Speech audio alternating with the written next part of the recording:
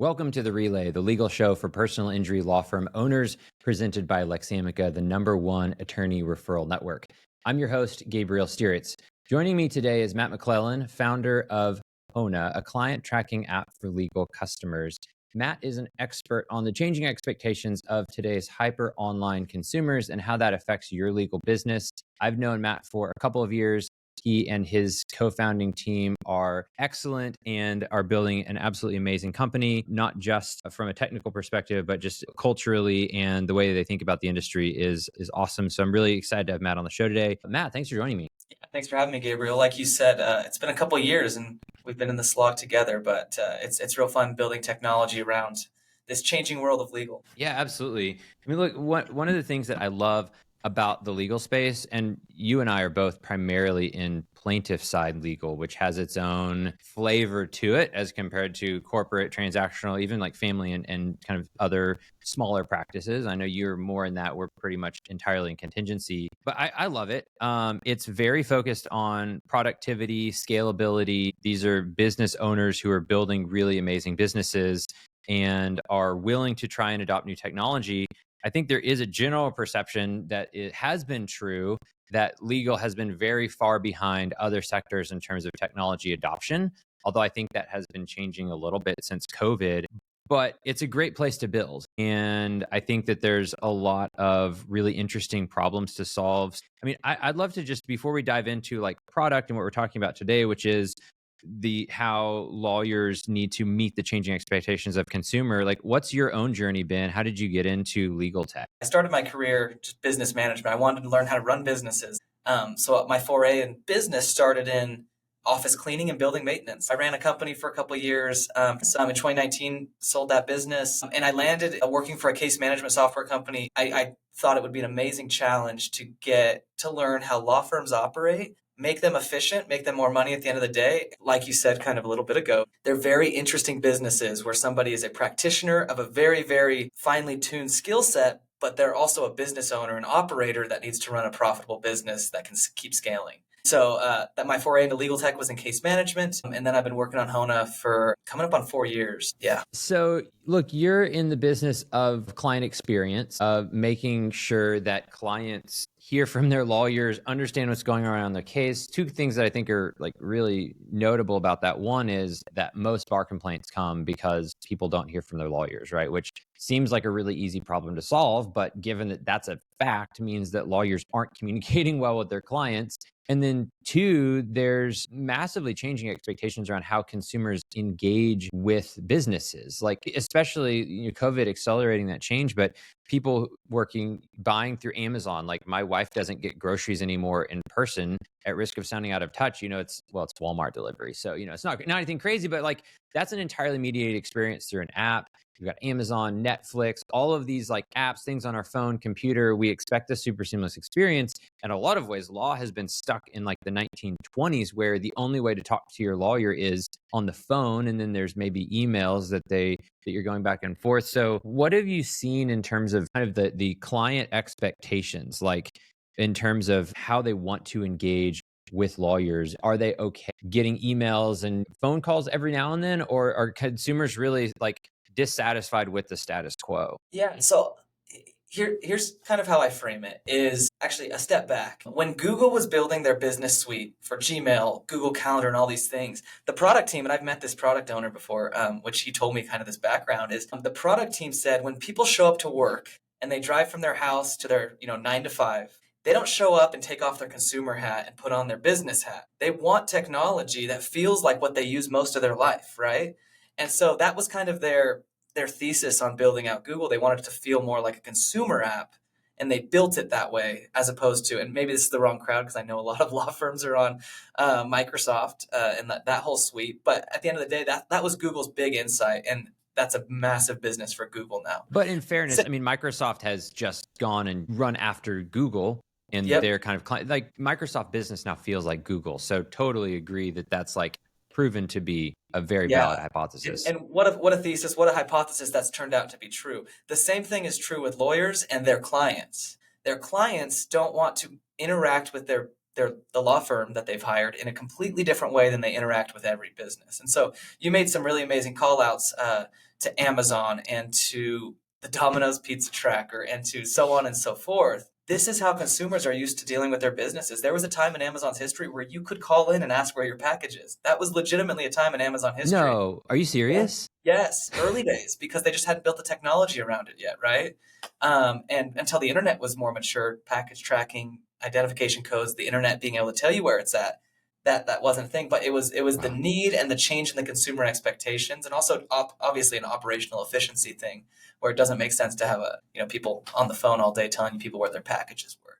And so that same thing is true. Law firms and the clients that hire law firms, they're expecting a more familiar feel. They're expecting the interactions with the law firm business to be like other businesses they interact with. And the truth is, other businesses have changed how they interact with clients a lot in the last 20 years. And law firms are still trying to keep up with that. And it's out of necessity because that's what their clients expect. And so the bar has just been lifted. And it's because of the change in the consumer behavior and how businesses communicate. Yeah, and when you say consumers expect that, tell what does that look like to the extent that you've seen that? Is that consumers saying like, hey, like I don't enjoy getting in touch with you by email, or is it that they aren't hiring lawyers that don't have better communication methods? What is that? How is that changing expectation manifested? Yeah, so here's something pretty staggering, and I'm sure it's changed over time. I don't have like different pinpoints in history of email response rates, but professional service, this was out of this came from a study done by MailChimp, who probably sends more emails through their platform than anyone else. Professional service emails are opened at a 22% rate. That means your clients are opening your emails that are helping progress a case or helping with the process and gathering more information. They're only opening those, let's just call it 25% of the time and be generous, and hope that they're opening their law firm's emails a little bit more than they're opening other emails from maybe some other professional service providers. And so that hit rate alone, like if only 25% of your emails are being answered, that's why law firms are following up by phone. Well, to be clear, that's opened. I'm sure the answer rate is in the single digits. Probably true. Yeah. And so that alone is just a staggering stat. It's like if you're emailing your clients, things are not going super well for you if that's your only means of communication. Now, a lot of people have invested in texting. A lot of case management systems have texting built out of their system. That's great.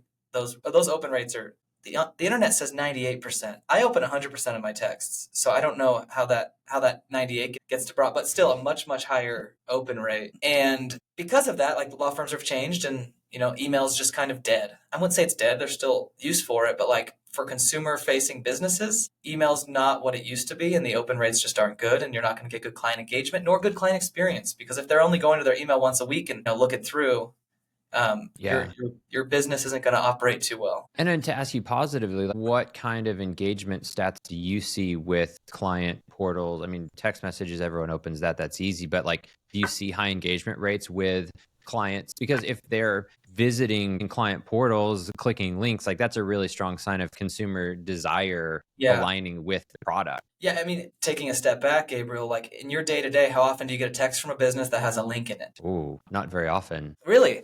Think about, I guess I have my like Amazon texts me when my package is 10 steps from my door, and then there's a link in there. I often click the link. Sometimes I don't need to. When my pizza's getting baked, they actually send me a text. I got my tires changed a week ago. And maybe you just haven't noticed it. Okay, so I think Salt Lake City, like people know how to do those things. In Arkansas, they don't. So we just... Okay, let's chalk it up to Arkansas behind the curve. But here's what it is it's pretty common to have links in your text messages from businesses that are pulling you into a different means to actually do the communication. And so if the texts get opened at a 98% rate and there's links in it, it's becoming really, really common where clients are going to click those links. For instance, Hona, the business I work on, is the primary means of delivering messaging is SMS because it has such a high adoption rate. And we're seeing about a 90% rate of people actually clicking to the link and then going and engaging with the law firm through Hona. And so I mean, that's super high. Like to have a 90% click through on a link when your open rate on email will be a quarter, and you're probably, again, single digits click-through links for email is going to be pretty standard. That's a marketer's dream where you can get 98% deliverability and 90% click-through rate. That's huge. Yeah, and so we've just found and like done so much data. Like we have 300,000 plaintiffs any given month on our platform. And so we have some really cool data of like what engages them, why they stick around, the things that they want throughout their legal case. And so we're very savvy. Can you share some nuggets? I'd love to know, like what are those things? Something that shocked me recently, built into our application, a big piece of Hona is a big piece of client experience is educating, right? If you're just sending them a simple update, if we're talking personal injury, it's like, hey, you're now in the demand phase of your case. Like, that's great. I think, Gabriel, you and I understand what that means. But the average consumer hiring a personal injury firm has no idea what that means. And so naturally, they're going to have 5 follow-up questions. Well, what does that mean? What's next? How long is it going to take? All those come naturally. So a big piece of our application is actually the educational aspect of like answering those follow-up questions with what the generic update is. And so within our app, we have a frequently asked questions section. Just over 50% of clients that end up in our application click through the frequently asked questions section, at least one of the questions, which I was shocked. I actually thought it'd be lower. And you kind of have to see it to understand this, but like up front in our app, what you first see is usually video content or a general description of what happens in a certain phase of the case. And then you scroll down a little bit and that's where the FAQs come in. But over 50% are reading through those FAQs. It's awesome. That's a really strong indicator that the clients want more information and not just, like you said, in the form of an update, but generally what do things mean in relation to their case and to the legal process they're going through. I mean, it's interesting because, I mean, to look at it another way, like people want to understand what's going on. They don't just want to be thrown technical language and then they're like, okay, I'm not going to like figure out what that means. That's really interesting. So clients want updates, obviously. We've already established that they do want context and education. So not just giving them, here's a word that's in legalese, but they actually want like an explanation for that. So those are two big takeaways for like, you know, where consumer expectations and desire are. What are other things that you've learned or you're seeing in terms of behaviors that consumers would like to be able to participate in? Yeah, this won't come to a shock to many, but video content is kind of king right now, right? Like you walk around, you go in a public place where you're waiting for a flight or something. Everyone's scrolling through TikTok, Instagram, Facebook, YouTube. Like that's where so many consumers spend a majority of their day. And so what we've found is we allow law firms to embed videos into our application of maybe the attorney educating or videos about settlements that they've recently had, things like that. And we found that firms that utilize video content, their clients stay in our application just over 2 times as long as clients that don't use video. That's huge. That's a massive delta. That is,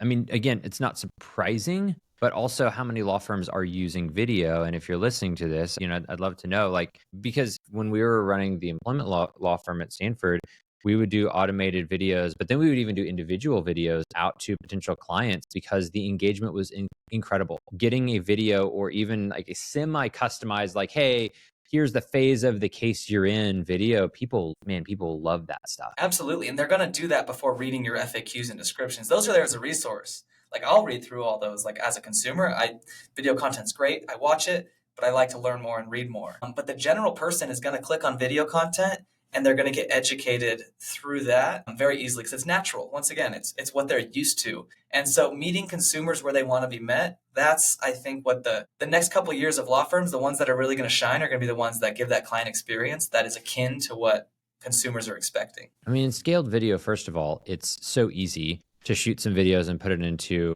an app or your website or wherever you're delivering it. But with AI, you can, I mean, I'd love to know if this is something you guys are looking at, but you can create custom videos that are personalized to every single client, period, that you don't even have to touch anymore because you can load your face in, create a digital avatar of yourself, and then you can just type in the words you want yourself to be saying. Personalized one-to-one video communication at scale without time today, let alone, you know, not. So the table stakes are absolutely using video. Like if you're not using video, you're completely behind because everyone's watching it and consuming it and they want it. There are ways to exceed table stakes, but if you're not doing it, that I think you're definitely behind. Well, I think the issue, Gabriel, is people are super excited to make video content. They know they need to make it, but a lot of firms don't understand how to actually disseminate it to their clients. Like maybe some of them send it out via email marketing. Maybe some of them like are doing TV ads. Like they just don't realize or putting on their YouTube channel. But for the most part, like those types of videos, like you just got to understand how your clients want to see them. And so that's where we've leaned really heavily into putting video content into our application. Is it's like a natural means to disseminate those videos. While like if you're just like organically hoping people show up on your YouTube channel, you're probably going to be pretty dissatisfied unless you got great content. You're going to be dissatisfied with how many views it's getting. And I think a lot of people get dissatisfied and they try it for a couple months and realize, oh, this isn't working. But you got to, like you said, if you build Yeah. automations or manually have your team send out videos to update clients, like those are really good ways to get those videos out.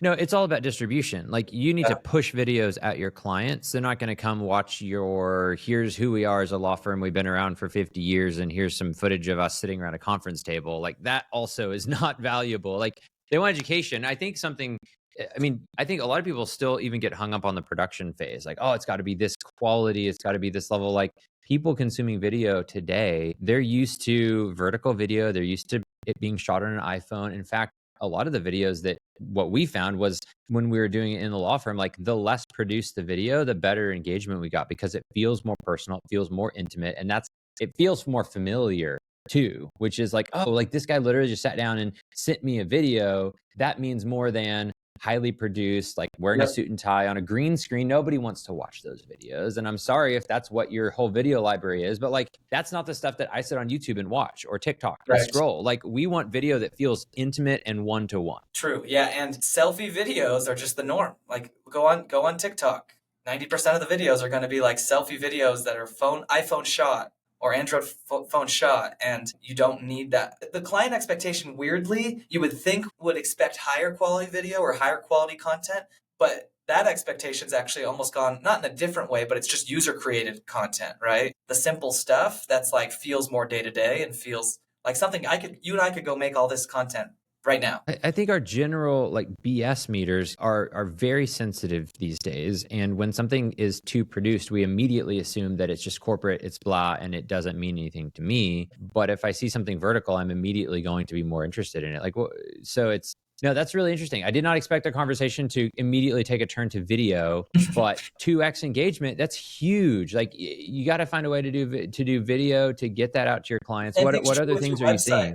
Like there's all these companies that are just like incorporating video in some way into the websites. People will stay on your website longer, meaning they're probably going to find your web chat or contact us form, or now they've been on your website for a while. They trust your brand because they saw the attorney talking about a recent settlement they had. And then they're going to give you a call, and that's, you're just that much closer to landing business because there's that personal touch that they feel, even though you made that for the masses, they still feel that personal touch or feel connected to the attorney in some way. Well, and one of the early companies that I think engaged video really well in legal space was Intaker. They have instead of just the little chat bubble, they have the little vertical, super important vertical video in the corner, and it's moving. It's on a little loop. And usually those videos are shot like kind of in the office for the attorney because they're probably shooting on their webcam. But that's powerful. Like Intaker has done a great job with that at the discovery phase, top of funnel, and then you guys are doing that inside of the client experience. But it all lines up. What else are you seeing? What else is out there right now that you see as like a trend that someone should be thinking about and making sure that they're implementing in their law firm? Yeah, if we're still talking on the client experience side of things. Yeah. There's a big push towards client engagement, and engaging is a big buzzword right now alongside like client journey. We have to think about our client journeys. I think it's super, super important that your client understands the process. And so this goes back to the education. Like, it's great. You did an intake call. You told them it might take, the average case with us takes 6 to 12 months or whatever that looks like. You've given expectations, but they need like a visual of like, here's what happens and throughout the different steps of the case. That's one of the big problems we've tackled through our application. But at the end of the day, they just need to understand that there are steps to this. It takes a while. There are variables that the law firm can't control, like the opposing counsel. And then there are variables that the client can't control, but there are also variables that the client can control. And so understanding who's in charge of what throughout this case and setting expectations clearly and painting out that client journey and what it's going to look like over the next 6 to 12 months, that is something the best law firms are doing and something that their consumers are really resonating. Yeah, I mean, I totally agree. And I think it's important. You don't just talk about that journey on day one. You need to talk about it a lot. When we were doing wage practice, one of the things we would do that on day one. And then 2 days later, the client would have just completely forgotten everything that we said. And for us, it was a large, like, okay, a lawyer finally took my employment case. That's amazing, right? Like I got an attorney. That means I have $1 million case. And we had to tell them, our average case value was, like in the mid 4 figures. Some like lost wages is not typically a high dollar claim, but if you've never had an attorney before, they think they got $1 million. So we would just have to reinforce over and over and over every step of the way. this is the journey and here are the expectations, because you just have to like help people understand like time expectations, value. I'm sure for personal injury, your clients too, like you're just helping them understand like you may or may not get a huge check, but here's what that looks like, right? I'm sure that's part of that. Yep, and you and I, like, once again, tying back, the general person hiring a law firm, and every lawyer knows this, you guys know this. The average person hiring your firm probably has never been through a case like the one they're hiring you for. And if they have, they've probably forgotten about how it all works and have different expectations once again. But this is like a life-changing event for a lot of these people that are coming through the door. It's scary to talk to an attorney. They haven't hired an attorney ever for anything in most cases. And so, like, kind of wearing the shoes of those consumers, and like as somebody that wasn't formally trained in legal that now is very much so in the legal world, like I have a lot of empathy for those people that are coming through the door, and I know a lot of attorneys do as well, and law firm staff. But like the education, they want that. They're yearning for the education and to understand. Now that's a two-sided kind of situation, because if you give them too much, it might confuse them. So you need to keep it vague and educate them in a way that feels akin and and that's where I think it's important to give them a resource where they can self-serve the education, as opposed to like give them a resource that's protected and gives them the information you want them to know without going overboard. That's I think a huge aspect to it as well. Yeah, absolutely. No, that's huge. Last thing, and I'll recap at the very end with some actionable takeaways here. But last question I wanted to throw at you. You guys are very focused on client experience, client journey, post conversion, so post retainer. Yeah. I don't see law firms using the fully mobile, full like app-based experience, or any companies really doing the discovery process. How do I choose an attorney through this experience? The way that I go to Amazon to find whatever good or service I'm looking for. I use phones, I use Kayak to book plane tickets.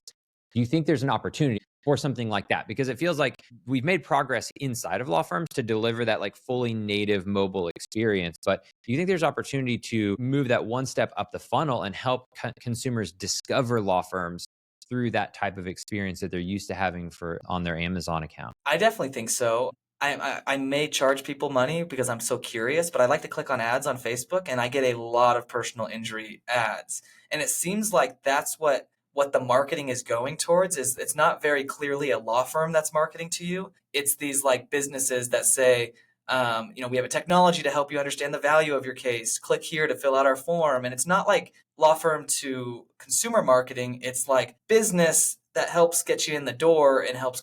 And so there's a lot of that going on. I wouldn't say it's super sophisticated, maybe in the way you're thinking about it. It's very simple. It's a form, but like their marketing messaging is no longer like, have you been in an accident? It's, hey, that accident you've been in the past 6 months is probably worth way more than you think it is. And that seems to be kind of the marketing trend. And it's not a law firm's logo sitting there. A lot of them are super sketchy, and you should click on them as much as you can just to charge them money so they'll go away, because a lot of them are violating ethical rules for marketing. But to your point, I think it is indicative that there's a consumer desire to move away from this like law firm centric advertising model, because they are getting engagement when people think, oh, what do I want to know first? I want to know what my claim's worth. I want to know what it looks like to get a good attorney. So it's one of those things that I just see as a missing piece of the marketplace currently, which is more client centric ways to find a law firm. I think y'all are doing a great job post conversion and saying, this is a client centric way of engaging with the law firm I've hired. I think that the market is generally missing a lot of the client centric ways to find the law firm in the first place. Or even to your point, like with law firm landing pages, like so many of them, it's the lawyers on the front page, it's all about them. It's not saying, here's videos of the clients, here's FAQs that have enough information that you can start to understand what's going on. Like a lot of the stuff that you're talking about that law firms do internally should also be turned around, and you should put that on the front page of your website so that consumers are getting more and more educated. They do not want to be told, I'm Jimmy, I'm the best lawyer of all time. They want to be given information. They want to see testimonials. They want all the content. So whatever you're doing, if you're a Hona customer, take all that Hona content and put it on your website so consumers can see that as well. I think there's, that's just reusing the same content. The law firms that are putting clients first, which is honestly most people, because at the end of the day, they're serving people and they're providing necessary professional services for them. There is a big aspect to just putting the client first and focusing a lot of what you do towards the client. Now, if you've got 10 staff to every one client, obviously that might not make sense in certain practice areas. But it's about utilizing tech and building operational efficiencies where you can put the client first, give them the experience they want, but also alleviate some of the administrative burden of your staff through automations and through the right technology.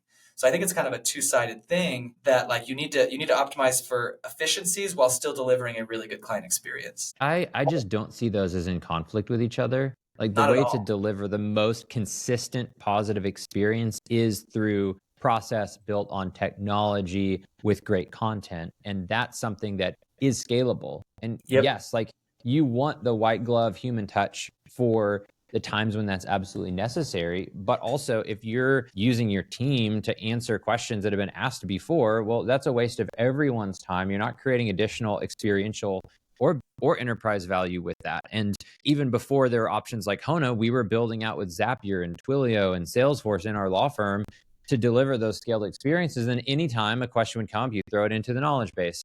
The tooling is crazy now. You've got Hona, you've got these these AIs that can do stuff. And I know you guys are starting to do more with that as well, but it's all scalable. And that is a consistent way to deliver a consistent experience to your consumers so they work together. Yeah, you're totally right. And we're a two-sided mission because we have two clients to serve. We want to make sure that the law firm's client is having a great experience, but we also want to improve the operational efficiencies around client communication for the law firm. So in a lot of ways, we spend a ton of time thinking about both the law firm communications and the client's experience. I would say if you can build your technology stack to where your worst client experience is still above your competitors, you're in a very good spot. And that's what it takes is you can optimize your tech stack where your worst client experience is still above your competitor's best experience or median experience. That's one of the reasons we've leaned into the way we built Hona is at bare minimum, that worst client experience is still going to be a really good experience that feels natural to that client that's interacting with your law firm.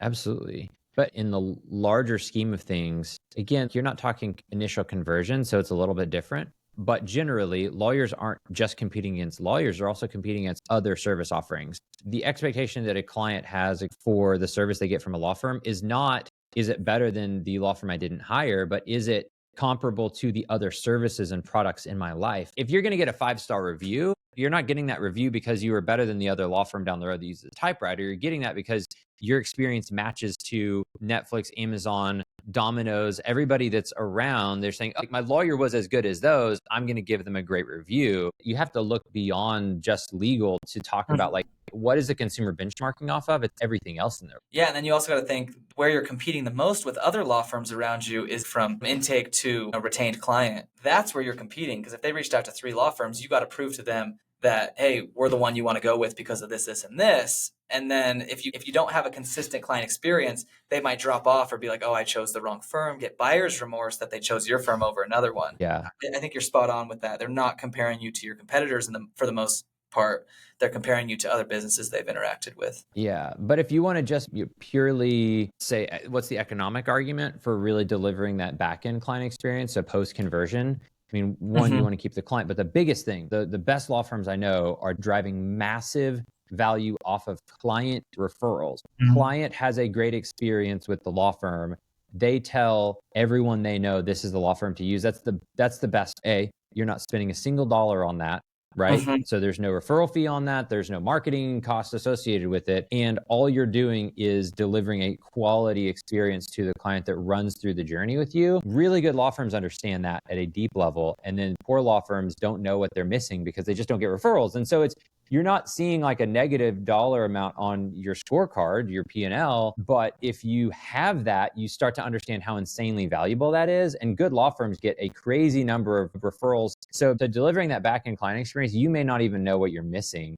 But if you aren't getting a lot of referrals, that's because your client journey sucks and you need to fix that. And this is more your world than mine, but I've heard some really cool client stories of firms that have been using Hona, and their referral partners, the people sending them new cases, have more confidence that it'll be taken care of when they send it to them and get higher settlements and so on and so forth. And in your world, you're more likely to get referrals if you're giving clients a good experience from also partners and other law firms or other businesses, right? You're right. It's hard to pin a monetary value to it, But the long-term best business practice is to give a good client experience in a way where you're obviously still going to make a lot of money and profits, but give that good baseline client experience where your partners and referral partners and clients are going to keep sending you more business. Absolutely. I mean, look, it's going to other verticals. Like, why does everyone like Amazon? Well, because it's insanely easy. The experience is incredibly consistent and it's highly transparent. That's post conversion. Like, I'm already on the Amazon app. Now I'm using it. I'm a consumer inside of that. I'm a client of Amazon's. I'm going to come back to it. I'm going to tell everybody else because they got it to me fast. I knew exactly what was going on. It was super easy to use. That's also true of law firms. I don't think firms necessarily think of themselves that way. A lot of them have this mindset of one client, one case, one check. And I think that's a big mistake that a lot of firms make, is not realizing that it's one client equals everyone that person's ever going to talk to afterward who might possibly have a legal issue, and all of those checks, right? And so from an economic perspective, it starts to make a ton of sense to do that. And generally, the key to success is being incredibly consistent. And like you said, like your baseline, like your worst client experience needs to be good. And then your best client experience is going to be amazing, because some people get the $1 million checks. But what about the people that they get a small check? They should still feel great because it was a seamless experience. So man, all of this is really good. We've gone pretty long on this episode, but it's really interesting stuff. I'd love to talk more about it. One of the big takeaways that I'm coming away with is video. Lean into that. Literally X engagement from video content over non-video content. Customers are reading the FAQs. They want the additional content so that they can self-educate. And then obviously having scaled, consistent client journeys, however you execute on that, is a huge driver for client referrals, attorney referrals, additional revenue, and less bar complaints because your clients are hearing from you. Yeah, I'm not going to call it bar complaint insurance, but definitely some bar complaint mitigation, because once again, if your worst client experience is still getting a couple texts a month automatically, you're still giving them communication and you're still in the loop with them. That's pretty cheap. We'll call it litigation mitigation. That's not bad.